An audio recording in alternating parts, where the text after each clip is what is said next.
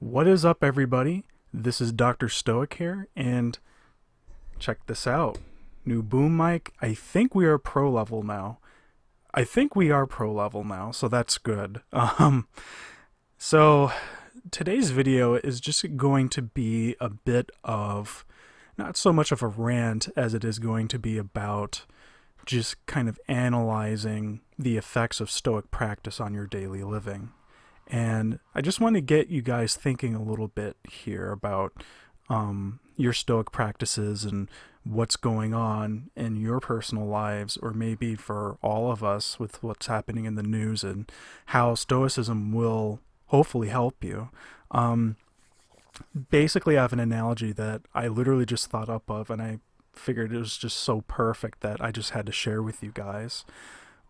You really have to think about Stoicism as having a deck of cards, right? And you're playing poker, let's just say Texas Hold'em, with a table of other people. And the metaphor is the people that you play Texas Hold'em with are like people at your job or people at your school or, friends, that type of thing. Maybe not friends, maybe they're, just other people at some social event. And everybody has their own hand, right? And then I guess with Texas Hold'em, the table has a hand, and then you have to take like a couple cards, like your best two cards, to try to get the best hand at the table, right?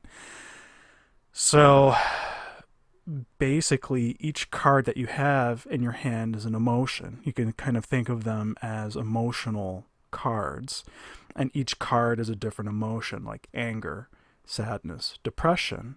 And it can be good emotions too, like happiness, temporary joy, pleasure. Like you get all of these different cards.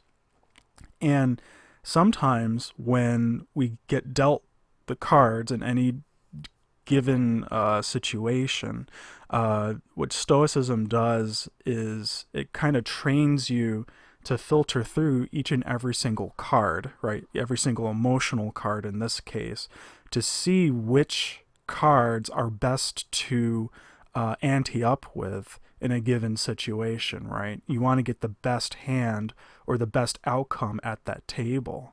And Stoicism teaches you, it disciplines you on how to do that.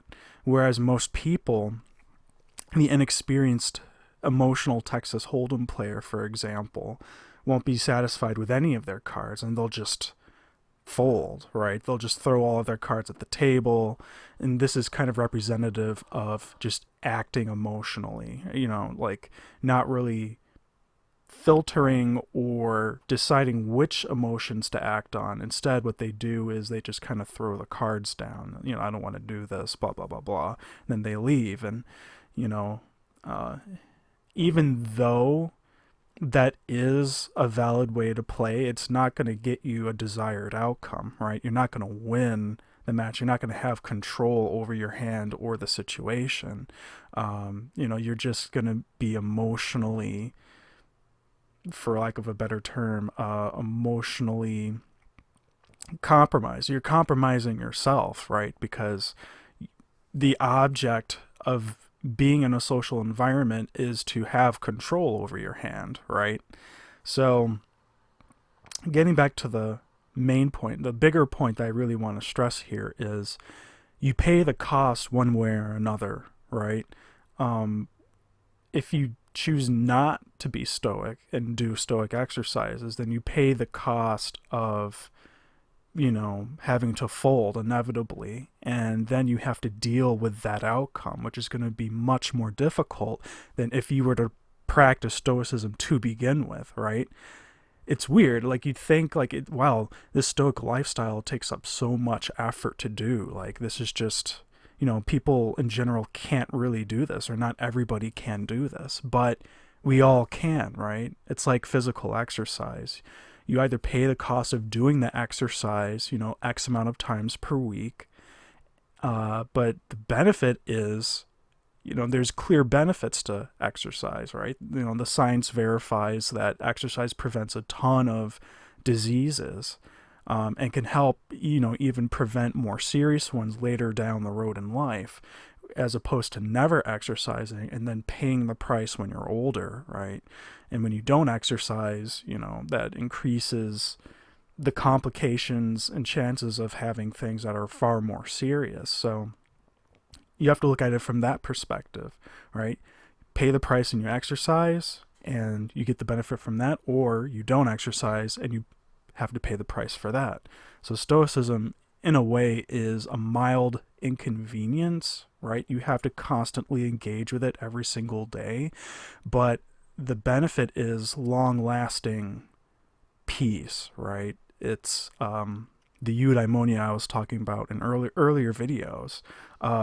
You get to maintain that, be conscious of that, and that literally is what empowers you. That's real empowerment, right?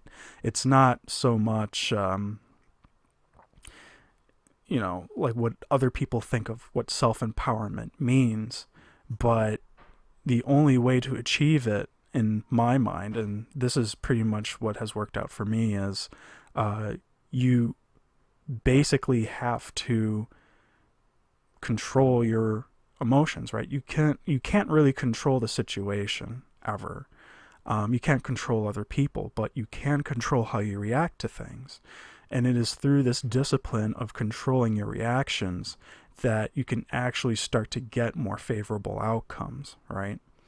Let's just say that somebody were to walk up to me and give me an insult, right? They insulted me for whatever reason.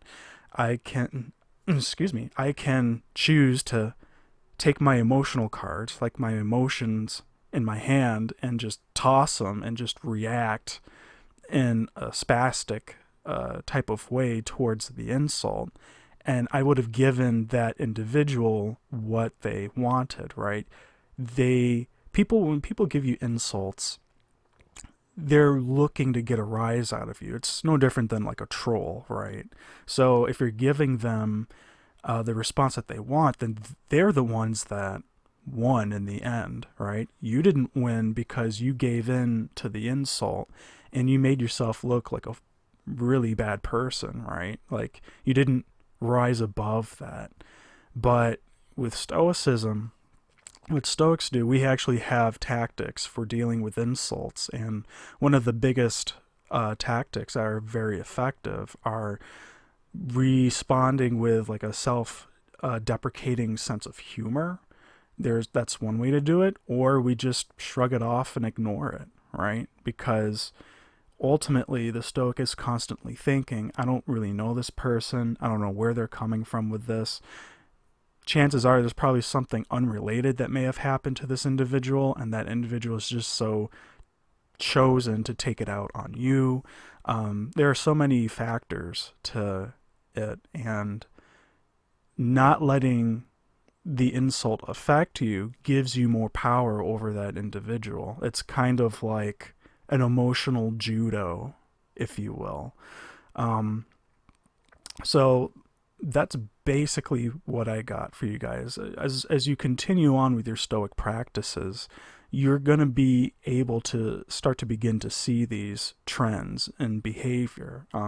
It definitely gives you kind of like a timeout moment and see which reaction can best suit you for the best possible outcome you're in. And that's kind of like what Stoicism does. It's kind of like a temporary mental waiting room to see how to best react with things and how to not let things bother you as much. And from here, depending on how you react, you're going to start to find that the quality in how you interact with people on a daily basis is going to increase, but you're also going to start to see a better mood. You're going to be in a much better mood. You're not going to be as depressed or anxious about dealing with people, right? Because now you've have this sense of power within you, and you're practicing the exercises on a daily basis. And so with that, like, if you can't let anything get to you, then nobody or no external event can have any power or control over you.